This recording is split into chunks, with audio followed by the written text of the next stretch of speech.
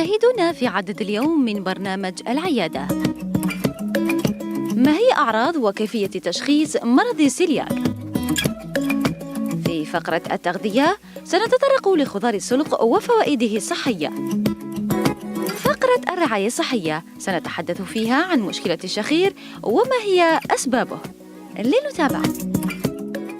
تحية طيبة لكم مشاهدينا، أهلا وسهلا بحضراتكم في حلقة جديدة من برنامجكم الصحي الأسبوعي العيادة. وكما شفتوا في البداية أولى فقراتنا لنهار اليوم خصصناها لمرض السيلياك.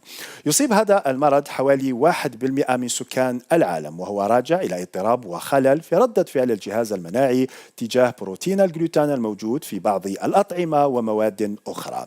هذا الاضطراب راح يكون أساسا على مستوى الجهاز الهضمي وبالتحديد الأمعاء الدقيقة.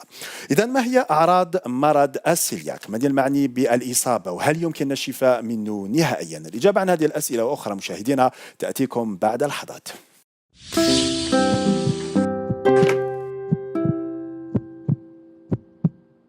إذن مشاهدينا، لإعطانا أكثر معلومات حول مرض السيلياك أسعد باستضافة الدكتور عبد الرؤوف بوبكر، هو طبيب مختص في أمراض الجهاز الهضمي. مساءك سعيد دكتور. مساء الخير، مشكورين على الاستضافة. مرحبا بك مرة أخرى في البرنامج. شكرا. إذن كنت قلت أنا في بدايتي أن مرض السيلياك هو عبارة عن مرض راجع إلى خلل في المناعة، مما يؤدي إلى ظهور مشاكل على مستوى الجهاز الهضمي، وهذا راجع أساسا إلى تناول لمادة الجلوتين الموجودة في بعض الأطعمة. فماذا بيا لو توضح أكثر للسادة المشاهدين ما الذي يحدث بالضبط داخل الجهاز المناعي وأيضا الجهاز الهضمي حتى يظهر هذا المرض؟ هي أولا مرض السيلياك هو ما يعرف باللغة العربية بالمرض الجوفي أو الباطني، وكاين بعض التسمية اللي هي المرض الزلاقي. هذا المرض يصيب بالأمعاء الدقيقة، وخاصة أول منطقة في الأمعاء الدقيقة اللي هي منطقة العفج اللي راح تجي بعد المعدة. هذا المرض هذايا هو عبارة عن مرض مناعي ذاتي، ذات مناعة ذاتية، وين المناعة تاع جسم الإنسان راح تحارب ما يسمى بذغابات المعوية اللي هي مسؤولة عن امتصاص الأغذية. هذا الامتصاص هذا راح يتم في مستوى الاثني عشر ومستوى العفج. كي يكون عندنا استجابة مناعية ضد هذه الذغابات المعوية أو ما يسمى بالثانوية، بالفرنسية تسمى بليفيلوزيتي. واش راح يصرى؟ راح يصرى التلف في هذه الذغابات المعوية، تخريب كامل في الذغابات المعوية، مما سيؤدي إلى عدم إمكانية امتصاص الأغذية، وهذا ما سيؤدي إلى ظهور مجموعة من الأعراض اللي هي مرض السيلياك. طيب، شفنا فيزيولوجيا الإصابة، ماذا بيا لو توضح أكثر للسادة المشاهدين ما هي الأغذية التي تحتوي على بروتين الجلوتين؟ هي الأغذية الخاصة القمح، الشعير، والمادة. كاين هناك مادة أخرى اللي هي اسمها الجويدار، أو تسمى في الجزائر بسنبل الفار، يسموهم سنبولة الفار، ويخدموا منها بعض أنواع الطاحين. هذوما 3 أنواع من الأغذية: القمح، الشعير، والجويدار. هذوما 3 هما اللي فيهم مادة الجلوتين. هذه مادة الجلوتين هي عبارة عن بروتين. هذا البروتين بروتين نباتي، هو بروتين معقد. وفيه كي يصل إلى مستوى العفج أو مستوى الاثني عشر راح يتم تفكيكه، ولكن تفكيك جزئي. هذا التفكيك الجزئي راح يكون فيه بروتين آخر اللي هو يسمى بروتين الجليادين. هذه مادة الجليادين هي المسؤولة عن هذا المرض، بحيث هذه المادة، مادة الجليادين، راح تدخل إلى مستوى الأمعاء، تدخل عبر الذغابة المعوية وتستقبلها واحد الأنزيم. هذا الأنزيم يسمى بالترانسغلوتاميناز. مادة الترانسغلوتاميناز مع هذه المادة راح يشكلوا لنا معقد. هذا المعقد سيؤدي إلى تحفيز استجابة مناعية ضده من طرف اللمفاويات الموجودة، يكون إنتاج أجسام مضادة. نعم، الموجودة في مستوى الذغابات، مما سيؤدي إلى إنتاج أجسام مضادة ستفكك وتخرب كل الذغابات أو الجدار الذغابات المعوية.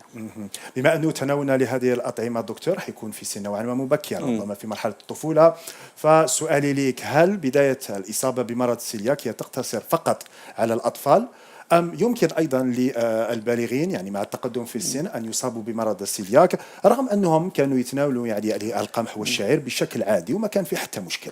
هي المرض السيلياك في قبل 20 أو 30 سنة كان عنده شكل، واليوم عنده شكل آخر، نشوفوا المرض يتبدل، تغير مفهومه. تغير مفهوم المرض، لأن مع الأول كنا نحسبوا باللي المرض موجود غير عند الرضع، عند الأطفال الصغار، وخاصة انطلاقا من الشهر السادس إلى 4 سنوات.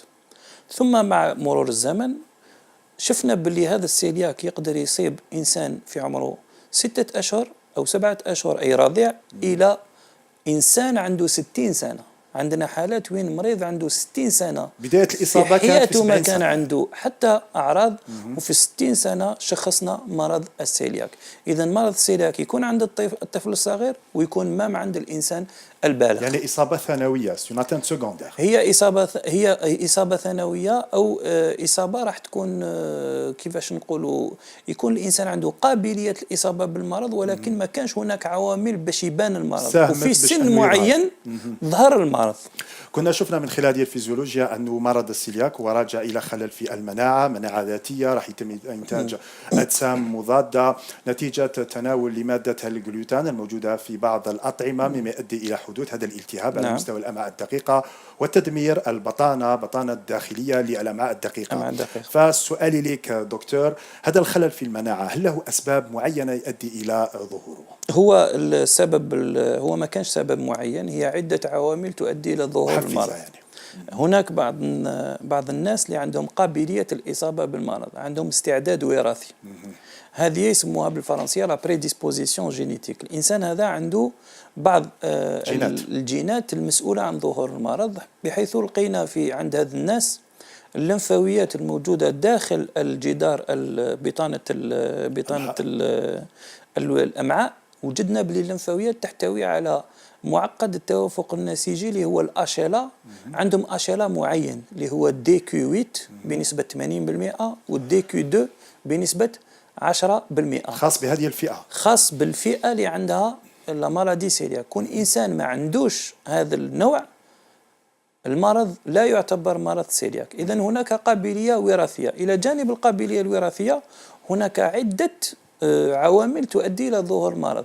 أهم عامل هو إدخال المأكولات أو الأغذية الغنية بالجلوتين مثل القمح مثل الشعير للطفل الصغير قبل 6 أشهر من العمر. هذا العامل الأساسي.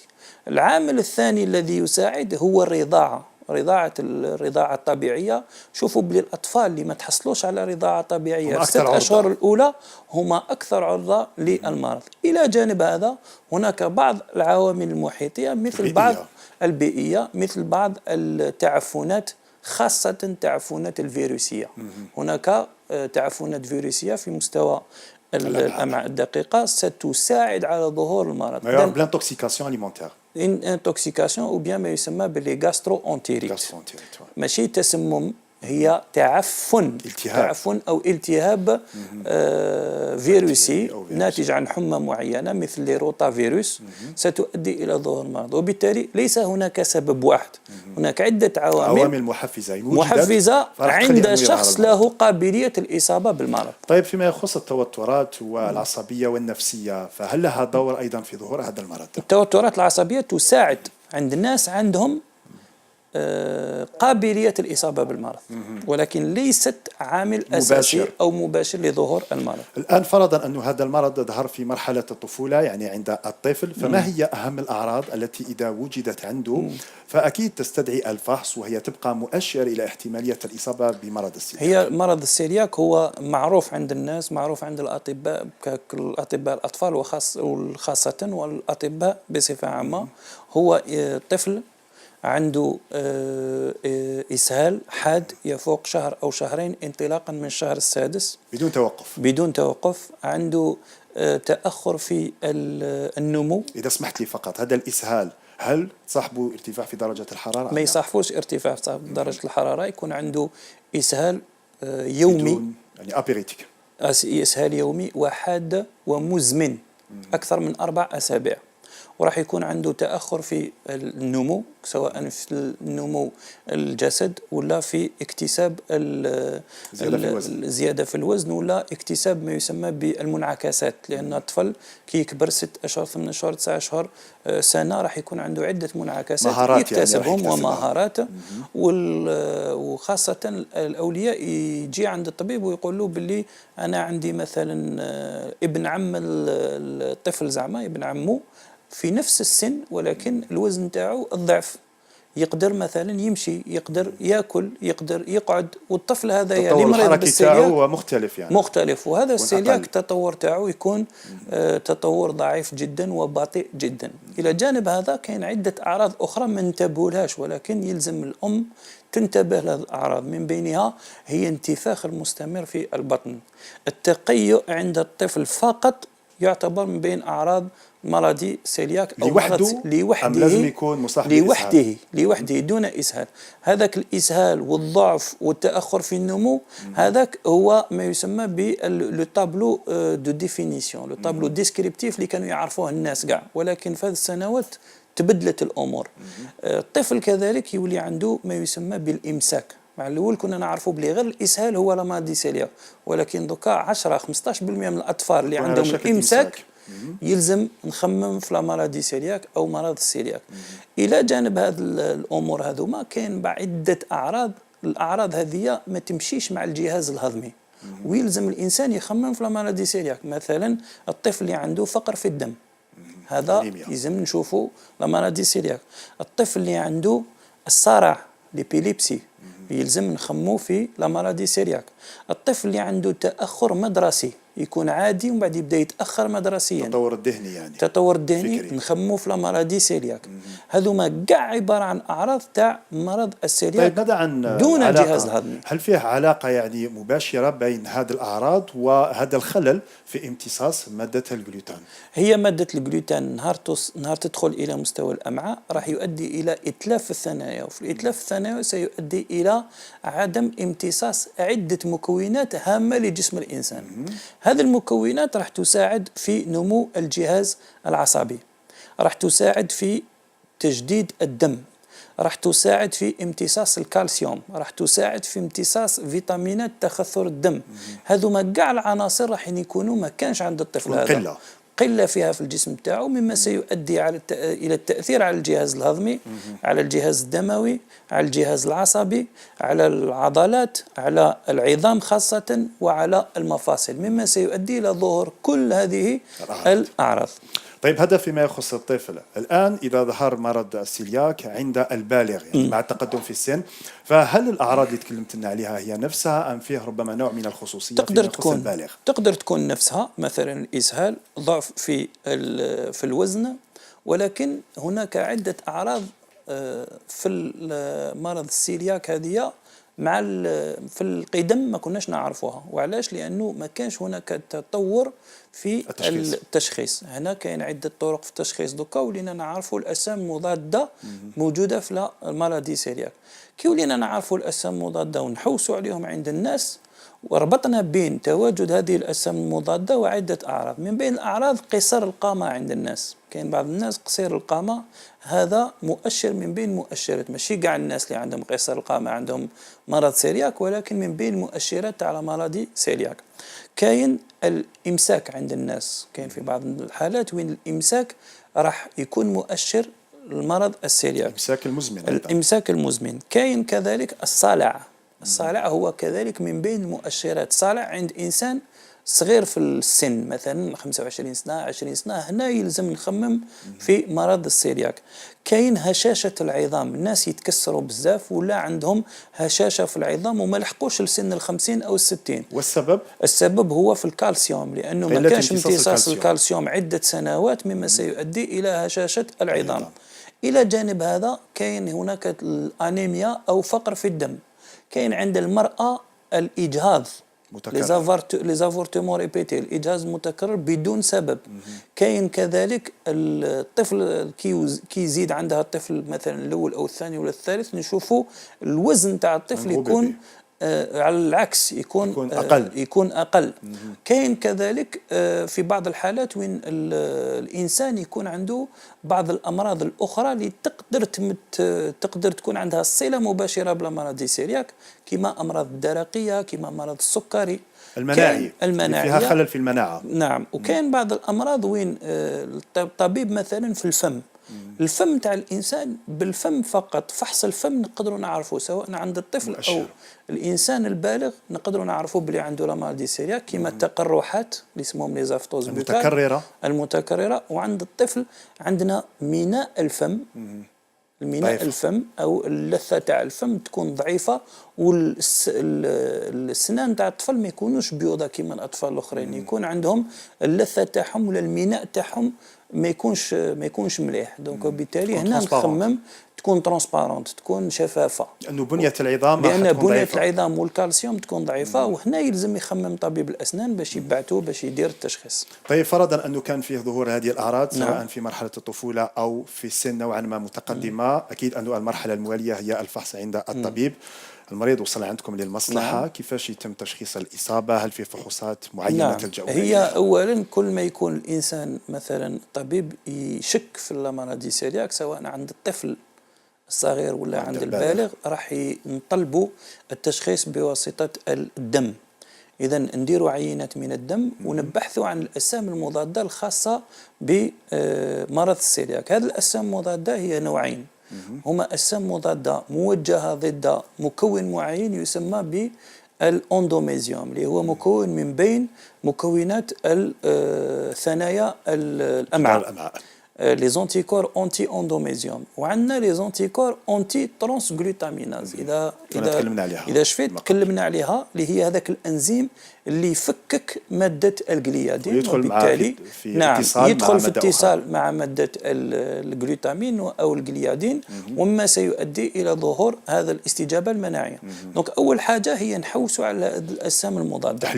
تحليل دموي عند الأطفال وعند البالغين. عند الأطفال وعند البالغين. إذا كان عندنا هذا التحليل الدموي تاع الأجسام المضادة أكثر من 10 مرات الحالة العادية عند الطفل، في الآخر التقارير يقول باللي ما نديروش الكشف بالمنظار، لا داعي يعني الوصول إلى نبداو مباشرة العلاج. أما إذا لقيناهم ناقصين أو سالبين وعندنا الأعراض متواصلة، فيه الشك، هنا نروحوا للكشف بالمنظار. وكي نروحوا بالكشف بالمنظار راح نشوفوا الذغابات المعوية تاعنا، ونشوفوا نشوفوا تلف.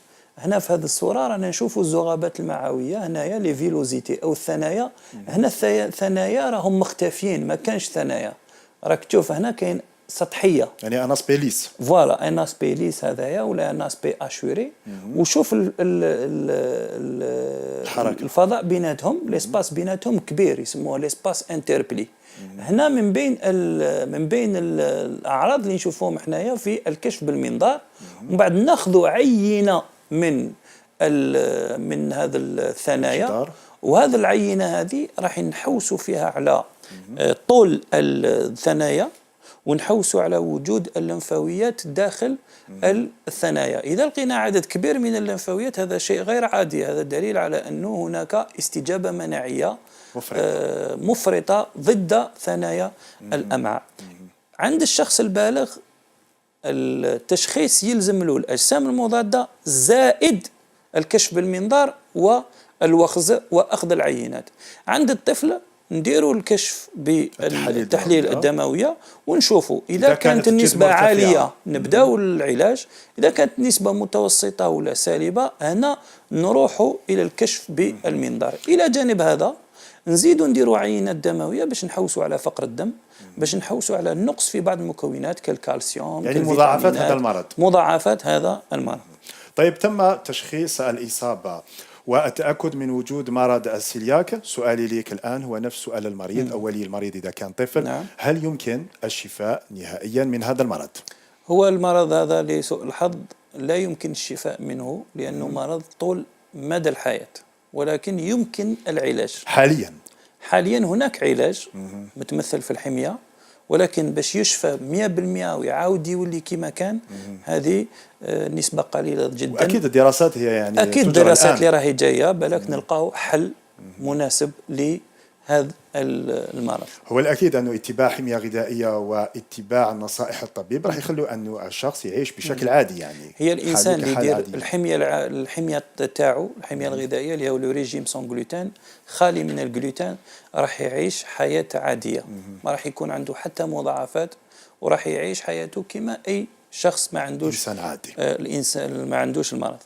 طيب بعد التشخيص أكيد أن المرحلة الموالية هي التكفل العلاجي، الحلول العلاجية التي تقترحونها للمريض، والهدف هو أكيد التخلص من أعراض هذا المرض. فماذا بيا لو تكلمنا عليها أكثر؟ هي العلاج الوحيد هو الحمية الغذائية، وهي كل المأكولات وكل الأغذية التي لا تحتوي على مادة الجلوتين. مادة الجلوتين نعرفوا بلي موجودة في القمح، في الشعير، في الجويدار، في عدة أنواع من الحبوب.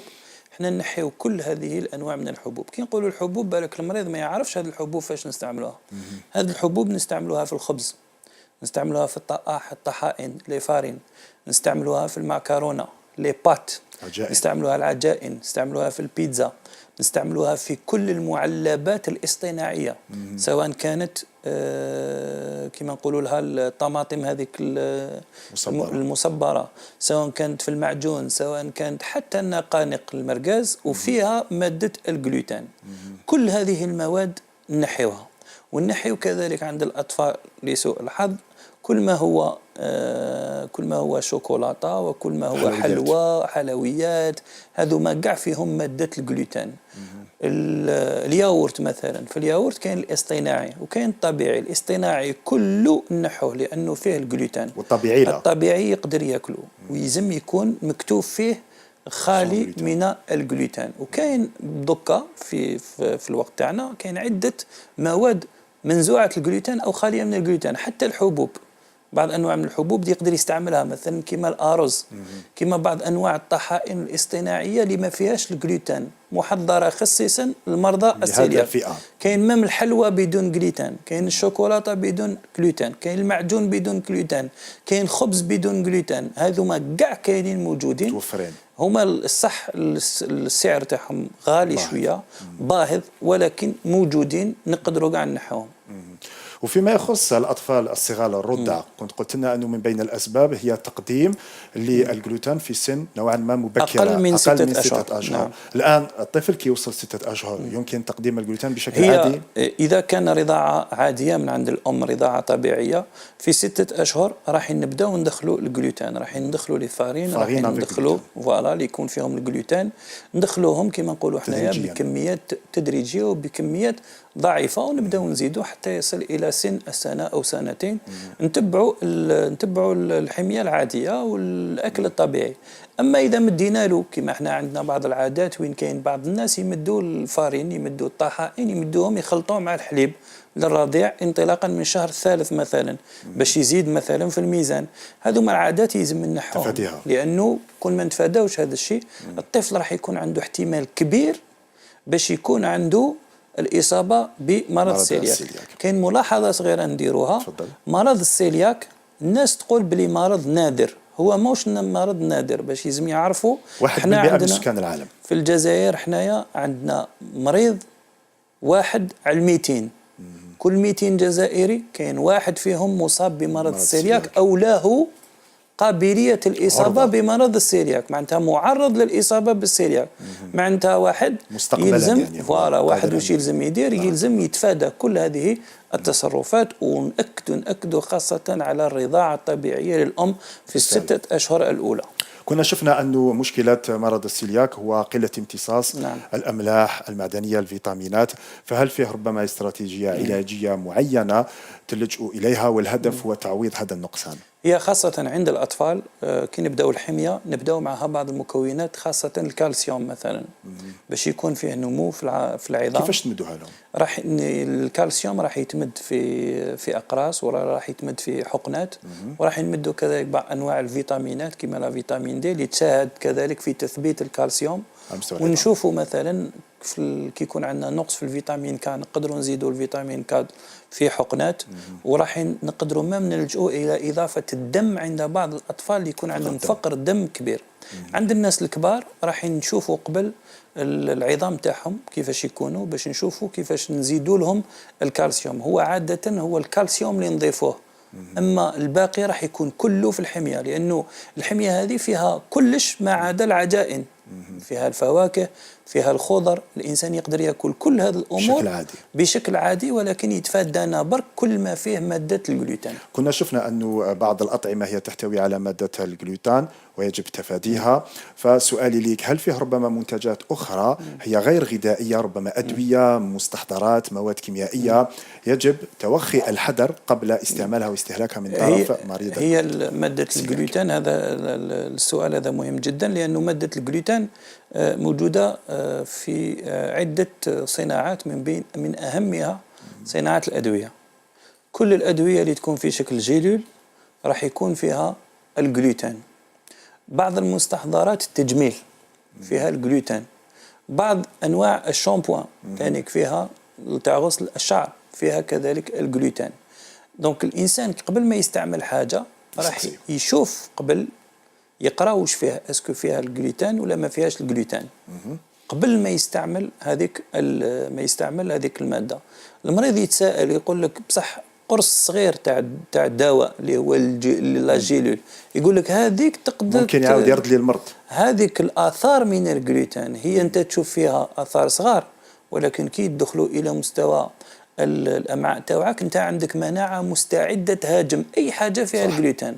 أنت كي تمد له برك هذوك الآثار راح يكون فيها ظهور للأعراض، راح تعاود كما نقولوا احنا تحيي الجهاز المناعي والجهاز المناعي يعاود يدير استجابة وتعاود تولي كما كنت مع الأول. طيب المريض الآن يعاني من مرض سيلياك، يتبع الحمية الغذائية اللي تكلمتنا عليها الآن، هل فيه ربما فحوصات دورية يجب القيام بها عندكم وعلى ماذا تعتمد؟ نعم، هي الفحوصات هي فحوصات الدم باش نحوسوا على النقص في مادة الحديد، ونشوفوا كذلك الكريات الدموية الحمراء. هذه أساس الفحوصات العينة تاع الدم. نقدر نحوسوا على الأجسام المضادة كذلك اللي شفناهم في الأول يكونوا إيجابية، ولكن كي تكون الحمية مليحة هذوما الأجسام المضادة راح يختفيوا. هذا دليل على أن الاستجابة المناعية بدأت تنخفض وبالتالي التحسن. وعندنا في السنة الأولى بعد بداية هذا الحمية راح نعاودوا نديروا الفحص بالمنظار ونعاودوا نشوفوا الذغابات المعوية، راح نشوفوا بلي هذوما الثنايا زاد الطول تاعهم، وبالتالي هذا الإنسان راهو يتبع في الحمية تاعو. دونك عندنا 3 أشهر 6 أشهر وسنة. 3 أشهر 6 أشهر يكون فحص عادي بالعينة تاع الدم، وفي سنة الكشف بالمنظار. وإذا شفنا بلي الإنسان هذا يتبع في الحمية تاعو ما نزيدوش نديروا له كشف بالمنظار، غير إذا كان هناك عودة ظهور أعراض مرة هذه أخرى. الأعراض. طيب نعاودوا نولوا الآن إلى الغذاء واللي هو أكيد يعتبر ركيزة فيما يخص هذا المرض. كنا تكلمنا عن أطعمة يجب تفاديها هي تحتوي على مادة الجلوتين. الآن هل فيه ربما أطعمة أخرى هي أكثر استهلاكا انتشارا في مجتمعنا يمكن أننا نقدمها لمريض السيلياك واللي يمكن حتى اعتبارها ربما كبديل فيما يخص باقي العناصر الغذائية اللي ما يتناولهاش المريض؟ هي الأساس كي نحيولوا العجائن نقدروا نديروا عجائن أخرى. هذه العجائن انطلاقا من الذرة، انطلاقا من الأرز، وانطلاقا من هناك بعض الأنواع من الحبوب تشبه القمح وعندها نفس المذاق كما القمح وغير ممنوعة للسيلياك، كما التركيبة نفسها أيضا نفسها ولكن لا تحتوي على الجلوتين كما الشوفان اللي هو لافوان. لافوان لي فلوكون دافوان يقدروا يديروا بهم الخبز ويكون الطعم تاعو يشبه قريب الخبز، يعني قريب من العادي. الخبز العادي، ويطيبوا. والكاين هذوما الطحائن هذوما انطلاقا من الذرة تقدر تطيب بها الخبز، تقدر تطيب بها الحلوى، تقدر تطيب بها كاين مام دوكا الكسكس، طعام مخدوم انطلاقا من الذرة وتاكلوا المذاق تاعو يشبه المذاق تاع الأكل الذي يحتوي على القمح. طيب فيما يخص الأسماك اللحوم يعني يمكن تناولها بشكل كل عادي؟ كل أنواع الأسماك، كل أنواع اللحوم، كل حاجة يقدر يأكلها المريض هذايا. الخضر كاين يتفادى حاجة برك، كل ما هو اصطناعي. يلقى زعما أسماك مثلا موجودة في معلبات، هذوك الأسماك ما يأكلهمش. الطون باغ اكزومبل، سمك الطونه اللي موجود في لي بواط كونسيرف هذاك ما ياكلوش، لانه كل ما هو معلب يحتوي على مادة الجلوتين. الما هو طبيعي طازج لفري يقدر ياكله بشكل عادي. طيب نختم بنقطة مهمة وهي أهم النصائح توجيهات اللي توجهها لمرضى السيلياك لم يتابعوا فينا الآن، وأيضا أولياء المرضى إذا كانوا أطفال. هي ربما سلوكيات يومية يجب اتباعها، والهدف هو أكيد تعايش سلمي مع هذا المرض. التعايش السلمي هو صح. الإنسان اللي يكون يعني ما يجربش هذا الحمية يقول باللي بالك هذه الحمية سهلة، ولكن هذه الحمية هذه صعبة جدا بالنسبة للأولياء وبالنسبة للمريض. صعبة جدا. علاش؟ لأنه الإنسان هذاك الطفل الصغير هذاك من صغره راح يحس روحه كما نقولوا حنايا مختلف عن باقي الأفراد تاع العائلة تاعو. سو سون ان بو مارجيناليزي شوية. رحنا النصائح اللي نمدوها. أولا، كل ما تبداو الحمية في سن مبكر كل ما الطفل كي يكبر راح يوالف هذه الحمية تاعو. صح. الحاجة الأولى. الحاجة الثانية، نحاولوا إذا عندنا طفل صغير عنده مرض سيلياك نحاولوا زعما في يوم من الأسبوع أو يومين أو 3 ولا كاع حنايا نديروا الحمية ناكلوا كما هو، يعني كاع ناكلوا كما هو، لأنه مام الحمية اللي ما فيهاش الجلوتين مفيدة كذلك لجسم الإنسان. ما يشرح الضر، يعني ما يشرح الضر. كاين كذلك بعض الأمور اللي الأمهات يلزم ينتبهوا لهم. كي تكون الأم مثلا طيب له للطفل تاعها بدون جلوتين، وفي نفس الوقت توجد الباقي أفراد العائلة، الصحن اللي راهي تخدم به اللي فيه لافارين ولا تقطع الخبز، هذوك الغبار الموجود في يدها هي ما تشوفوش. كي تحطوا في الأكل تاع الطفل تاعها هذوك الآثار راح يأثروا على الطفل وراح يقدر يكون عنده استجابة مناعية. الصحن اللي تحط فيه الخاوتو والباباه ولا ليها ما تستعملوش عند الطفل تاعها، لازم تعطيله الصحن تاعو وحده.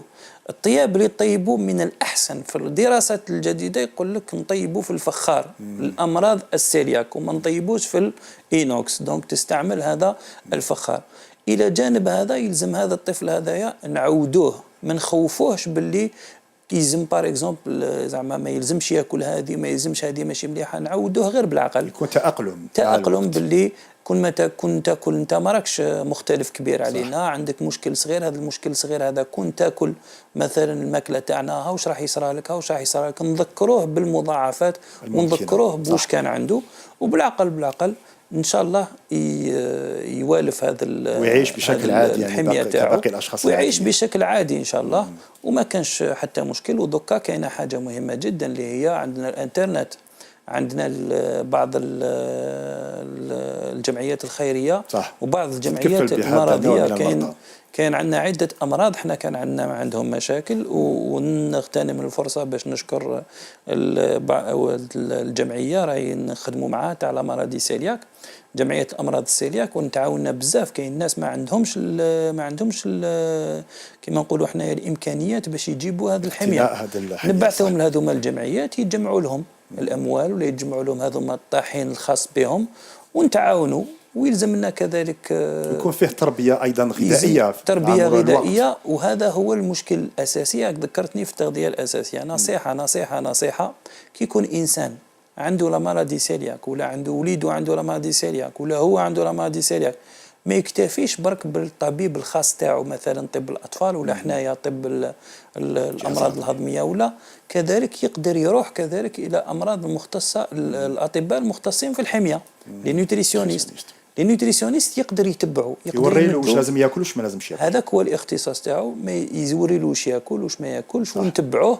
وبهذه الطريقه نكونوا كاع نتعاونوا. والى جانب هذا ما ننساوش كذلك عند الاطفال لا بريزون شارج بسيكولوجيك، يعني الجانب النفسي مهم جدا، خاصة عند الأطفال قبل سن المراهقة اللي في عمرهم 10 سنوات 11 سنة 12 سنة، مرحلة صعيبة من حياتهم. هذوك هما اللي يديروا لنا مشاكل كبير مشاكل كبار وما يتقبلوش الحمية تاعهم. بالفعل. يعطيك الصحة دكتور بوبكر، مشكورين على الاستضافة، سعدت كثيرا بحضورك وعلى كل هذه المعلومات. السعادة متبادلة، ونشكركم ونشكر كل طاقم الحصة على هذا الاستدعاء. نزيد نشوفك ان شاء الله في اعداد الحلقات. شكرا بارك الله فيك. اذا مشاهدينا ما انتم، فاكيد ادعوكم للبقاء معنا. التغذية الصحية بعد لحظات.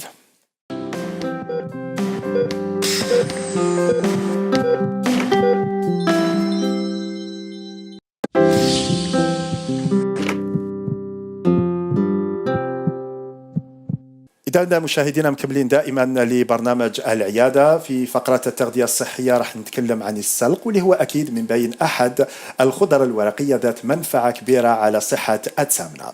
لإعطانا أكثر معلومات حول السلق أسعد باستضافة الدكتور دحماني ليندا، هي طبيبة مختصة في التغذية. مساءك سعيد دكتور. مساءك سعيد. مرحبا بك في البرنامج. شكرا على الاستضافة. يلا ماذا بيا كبداية لحديثنا، ماذا بيا لو توضحي أكثر للسادة المشاهدين الفرق الظاهري من ناحية الشكل بين السلق والسبانخ، خاصة وأن البعض من المشاهدين ربما ما يفرقوش ما بين هاتين الخضرتين. مساء الخير. فعلا السلق يعتبر يعني نوع من انواع الخضر الورقيه، وهو نوع من الخضر الورقيه المهجنه. يمكن التفريق بينه وبين السبانخ، يعني عامه نقال انه سلق، يعني في اختلاف في الشكل. نعم، يوجد نوعين من هذا النبات، عندنا السبانخ وعندنا السلق. بمجرد النظر الى الاوراق والسيقان نستطيع التفريق بينهما. بالنسبه لنبات السلق تكون الاوراق والسيقان بنفس اللون، يعني لون أخضر، لون أخضر فاتح بالنسبة للسيقان يعني. نعم، والأوراق تكون خضراء، يعني لون أخضر لامع. بالنسبة للسبانخ الأوراق تكون خضراء بطبيعة الحال، أما السيقان تكون خضراء لكن تميل نوعا ما إلى الإحمرار وتكون عريضة، يعني عريضة نوعا ما. هذا النوع نلقاوه يعني في المناطق الداخلية من الجزائر، يعني ما نلقاوش يعني في الجبال ولا. نعم، يعني موجود بكثرة في المناطق الجبلية. نمر الآن إلى التركيبة من ناحية القيمة الغذائية للسلق، وهذا أكيد إذا أخذنا حوالي 100 غرام، فما هو محتواه الطاقوي؟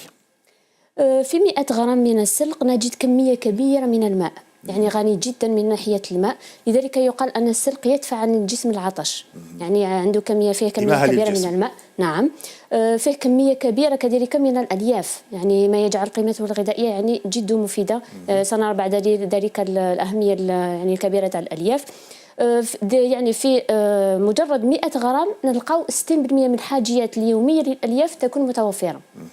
نجد أن السلق أيضا عالي من ناحية القيمة الغذائية، لكنه فقير من ناحية الحريرات. في 100 غرام نجد فقط 19 حريرة، يعني مفيد جدا للمرضى الذين يعانون من السمنة أو ارتفاع يعني الوزن. أيضا بالنسبة للمرضى السكري سنرى ذلك بعد قليل. نجده أيضا فقير، ويعني فقير شحيح جدا من ناحية السكريات والدهون. بالنسبة للسكريات في 100 غرام نلقاو 0.1 فقط غرام، وبالنسبة للدهون نلقاو 0.2 غرام. فيما يخص الأملاح، فيما يخص الأملاح يعني هو غني جدا بالأملاح الأساسية للجسم. من بينها يعني الحاجة الأولى قاعد نلقاوها في السلق هي الكالسيوم النباتي، اللي هو مهم أيضا للجسم. يعني ما نشوفوش الكالسيوم يعني في الحليب والمشتقات، ولكن السلق غني أيضا بالكالسيوم. نجد فيه أيضا عنصر المغنيسيوم الذي هو مهم أيضا للجسم، سنرى ذلك بعد قليل الأهمية تاعو. نجد فيه أيضا عنصر المنغنيز، نجد الزنك، نجد الحديد الذي هو يعني متمركز. نعم، ويكون يعني avec des concentrations يعني élevées في السلق، نسبة كبيرة نلقاوها تاع الحديد. نلقاو الفيتامينات بما فيها المجموعتين بي وسي، خاصة المجموعة بي، يعني هذه هي الأهمية تاعها. المجموعة B9 باء 9 اللي هو الحمض الفوليك، يعني اللي هو مهم أيضا للجسم، مهم جدا أكيد راح نتكلموا عليها، نتكلموا في الفوائد.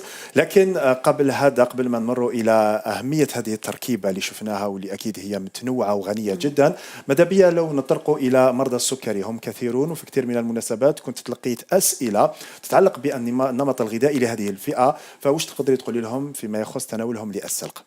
السلق مفيد يعني لمرضى السكري، ومنصوح يعني لمرضى السكري، لأنه الحاجة الأولى يحتوي على كمية قلنا هائلة من الألياف الغذائية. هذه الألياف الغذائية الحاجة اللي يعني المفيدة جدا فيها هي أنه تثبط امتصاص السكر في الدم. يعني السكر في الدم، ولكن يعني في هذيك الوجبة الغذائية تناولنا السلق وكان معها يعني كان معها امتصاصه. نعم، كان يعني محتويات أخرى فيها السكريات، هذاك السكر في الدم حيلحق يعني ببطء للدم.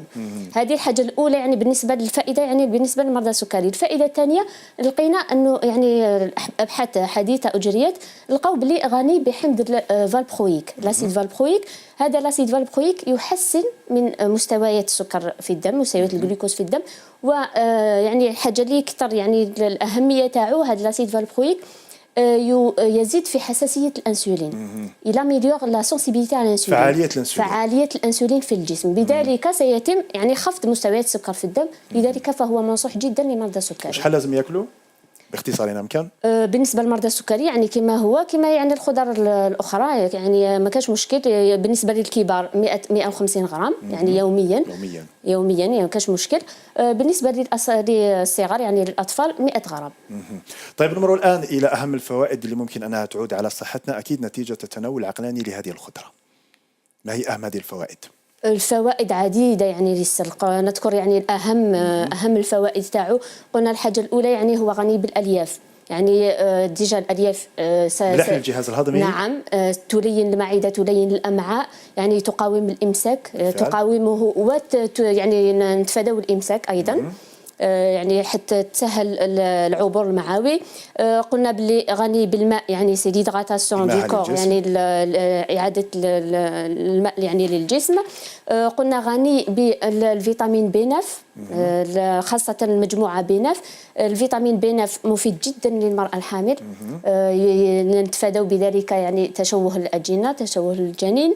مفيد ايضا، غني جدا بالحديد، بذلك فهو مفيد لمرض فقر الدم الانيميا. كنت تكلمتنا على الفيتامين ك.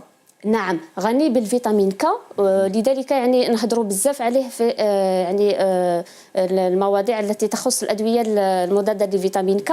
هو غني جدا بالفيتامين ك، يعني في 100 غرام نلقاو حوالي 830 ميكروغرام يعني من الفيتامين ك، حوالي 10% يعني في 100 غرام. الفيتامين ك هي فيتامين التخثر، معروفه بفيتامين التخثر، فهو مفيد ايضا للدوره الدمويه. نجده ايضا مفيد للمرضى الذين يعانون ايضا من مشكل ضغط الدم، لانه يعني غني جدا بالاملاح والمعادن البوتاسيوم. نعم، مفيد ايضا للمرضى الذين يعانون ايضا من مرض يعني الكانسير، يعني الاورام، مرض السرطان، لانه الحاجه يعني الحاجه اللي منيحه فيها في السلق هو غني جدا بمضادات الاكسده. نجد فيه 3 مجموعات من مضادات الاكسده، يعني غير في النوع هذا تاع الخضر نلقاو فيه لاسيد فالبرويك، نلقاوه فيه يعني غني جدا من لاسيد فالبرويك. نلقاو فيه الكلوروفيل. الكلوروفيل يعني دراسات حديثه التي اجريت لقاو بلي الكلوروفيل يعني من لي بويسون انتي اوكسيدون، يعني مضاد اكسده قوي جدا. نعم، ونجد فيه البيتاليين اللي يعتبر ايضا مضاد اكسده قوي ايضا. طيب في حالة الإكثار من تناول السلق هل فيه ربما أضرار محتملة على صحتنا؟ نعم بالطبع، يعني كل إفراط يعني عندنا أضرار تاعو. بالنسبة للسلق الحاجة الأولى قلنا بلي غني جدا بالألياف، يعني 60% من الاحتياجات اليومية تكون ملبات في 100 غرام. يعني هذه الألياف كي نكثروا بزاف من الألياف بيان سور عندنا الاحتمال يعني الأول يعني الشائع هو الإسهال. يقدر يصاب الشخص بالإسهال، هذه الحاجة الأولى. يعني الحاجة الثانية هي تقدر تكون يعني تدخل في امتصاص المعادن. يعني القدرة على امتصاص المعادن تقدر تقل كي يكون الكمية تاع السلق كبيرة، لأنه عنده يعني محتوى من المعادن لا بأس به. عندنا حاجة مهمة أيضا في الإكثار من السلق، هو في حالات خاصة، وهي المرضى، بالنسبة للمرضى الذين يعانون من القصور الكلوي، وبالنسبة للمرضى اللي عندهم يعني حصوات في الكلى، لي كالكول غينو، لي زانسفيزيون اللي عندهم لي كالكول غينو، لي زانسفيزيون غينو. علاش؟ لأنه السلق عنده مادة الأوكزالات. هذه الأوكزالات هذه تؤدي إلى تراكم يعني يعني لي كالكول تؤدي إلى نعم تراكم الكريستو يعني في فوالا الحصوات. وأيضا هو غني بالكالسيوم، لكن الكالسيوم الميزة تاعو في السلق هو غير مذاب، يعني هذاك الكالسيوم راح يضر الكلى، يتراكم. نعم، راح يتراكم في المجاري وراح يضر الكلى. إذا بالنسبة للمرضى الذين يعانون من القصور الكلوي ولا المرضى الذين يعانون يعني من مشكل تقليل من الكمية المستهلكة، يجب التقليل من الكمية. هذا ما كان. طيب المعلومة وصلت. شكرا لك سيدتي على حضورك وعلى كل هذه المعلومات، بارك الله فيك. شكرا، يعطيك الصحة. إذا مشاهدينا أما أنتم فأدعوكم للبقاء معنا، الرعاية الصحية بعد لحظات.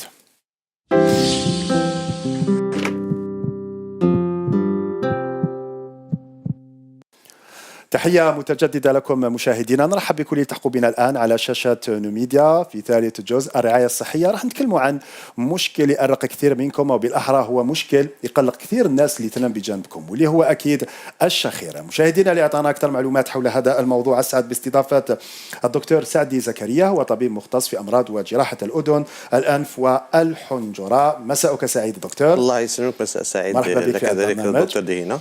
طيب، الكل يعلم ماذا نقصد بالشخير، وذلك الصوت المزعج اللي يظهر أثناء النوم. فماذا بيا لو توضح أكثر للسادة المشاهدين ما الذي يحدث بالضبط داخل الجهاز التنفسي حتى يكون فيه خروج لهذا الصوت؟ نعم، هو الشخير هو الصوت هذا اللي يخرج عند الانسان اللي يكون راقد في النوم، وهذا لانه صدق في الجهاز التنفسي العلوي كاين انخفاض في الضغط، وهذا ينتج عليه صدق اهتزازات في الانسجه لهذا الجهاز. وين تكون؟ على مستوى الانف؟ على مستوى كل انبوب العلوي اللي يبدا من الانف حتى الحنجره. حتى الحنجره، كل هذا الانبوب هذا عنده كما نقولوا انسجه دايره به، ولما تكون انخفاض في هذا الضغط يكون عند التنفس يكون كما نقولوا كولابسيوس، ضيق في هذاك الانبوب، ويقوم به اهتزازات، وهذا الاهتزازات هي اللي تخرج منه هذا على شكل صوت، على شكل صوت يكون صوت شويه قوي من 65 حتى ل 85 ديسيبل، يعني الحداد تاعو. الحداد يعني. هو اكيد انه للشخير اسباب وعوامل محفزه، ماذا بيا لو تكلمنا عليها اكثر؟ نعم، الاسباب هي الشخير ديجا نشوفوه بوكو بلوس بالك عند الانسان ابارتير دو 40 طون لا كونتين. بوركوا؟ باسكو هذيك كيما نقولوا الانبوب لا باروا تاعو ولا الانسجه تبدا ترخى شويه. لما يكون فيه ضيق تاع هذا الانبوب، الهواء عند التنفس يجوز بسرعه، داكور، بليس يكون ضيق بليس يجوز بسرعه، هذا ينتج عنده صديق انخفاض في هذا الضغط.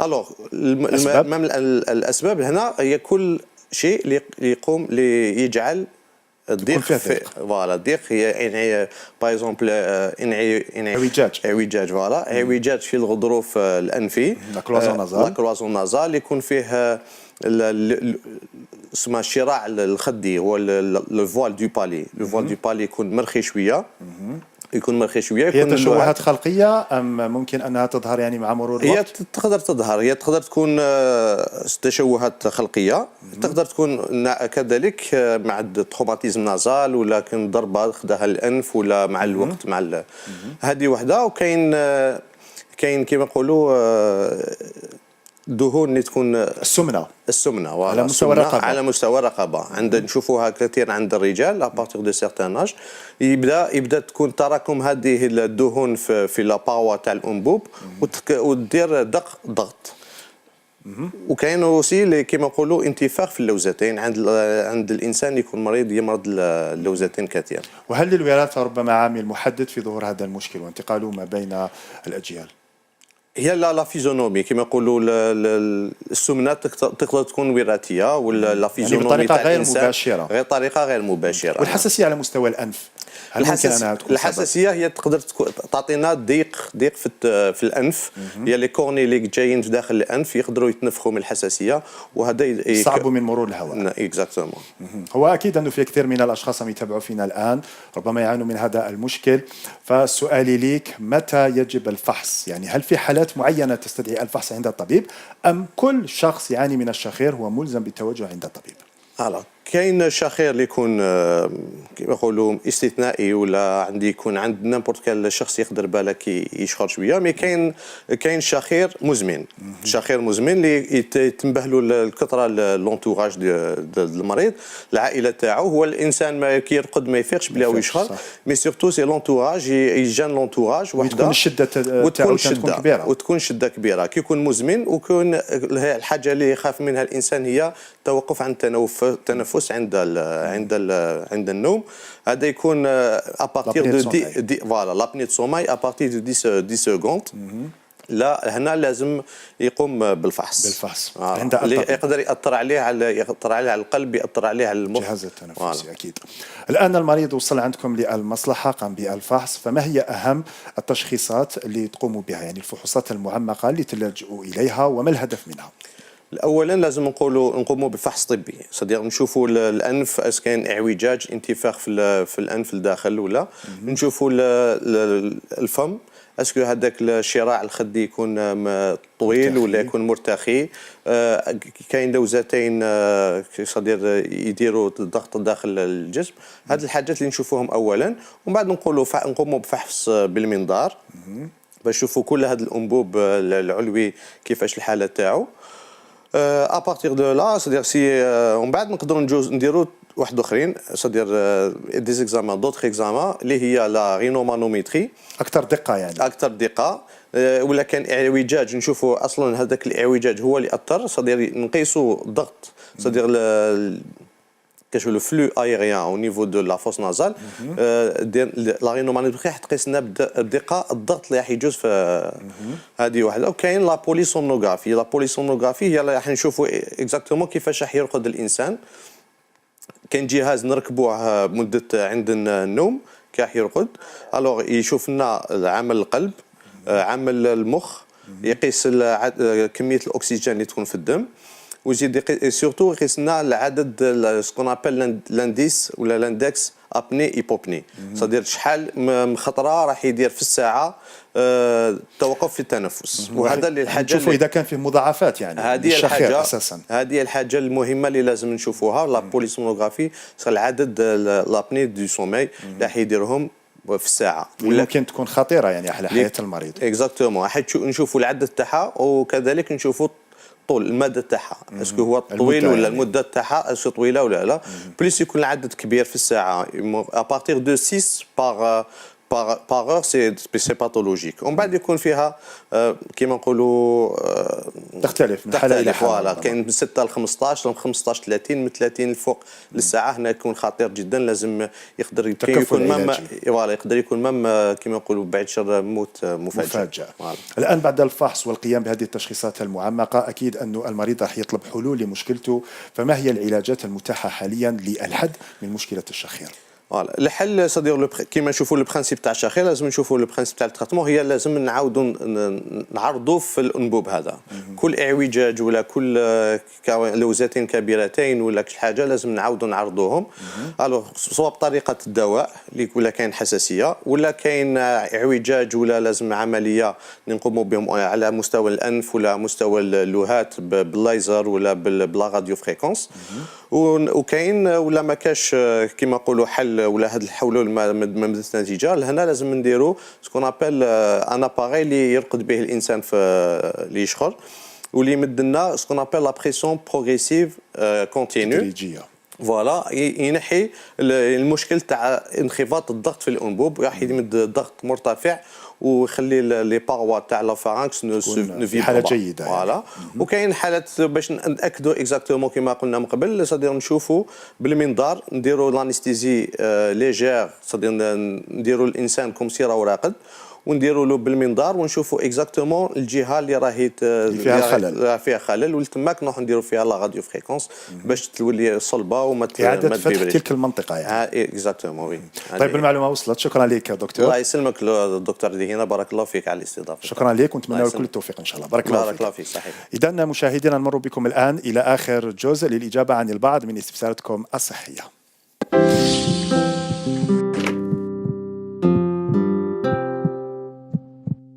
إذا مشاهدينا كنت لقيت العديد من الأسئلة على صفحتنا على الفيسبوك، راح نحاول أني نجاوب على البعض منها والباقي في أعداد لاحقة بحول الله. يلا نروح نشوف مباشرة أول سؤال. أحمد من تمنراست، ماذا نقصد بدوالي الخصية؟ الدوالي بشكل عام هي عبارة عن أوعية دموية، وبالتحديد هي عبارة عن أوردة راح يزيد حجمها تنتفخ وممكن أنها تكون على مستوى الساقين، وفي هذه الحالة راح نتكلموا عن دوالي الساقين أو لي فاريس دي ممبر انفيريور. كما ممكن أيضا أنها تكون على مستوى الخصيتين أو تكون بالأحرى محيطة بالخصيتين. الآن عندما تكون هذه الدوالي فراح يكون فيه تراكم للدم، تراكم للمواد السامة، أيضا ارتفاع في درجة الحرارة على مستوى الخصية، مما ممكن أن يكون سبب في تخرب وموت الحيوانات المنوية ويكون سبب في تأخر الإنجاب عند البعض. يلا نروح نشوفوا ثاني سؤال.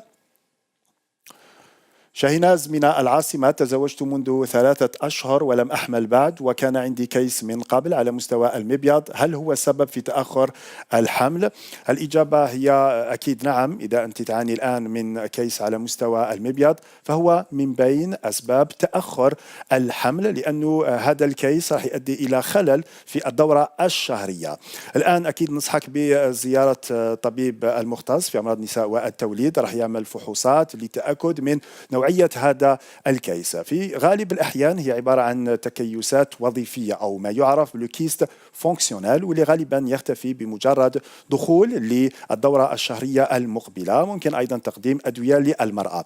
الآن فيه نوع ثاني من التكيسات هي العضوية أو ما يعرف بالكيست أورغانيك، وفي هذه الحالة ممكن أيضا أننا نلجأ إلى فحص الرنين المغناطيسي لليرام باش نتأكدوا من نوعية هذا الكيس، وفيما بعد أكيد راح يكون فيه تكفل علاجي غالبا يكون عن طريق الجراحة.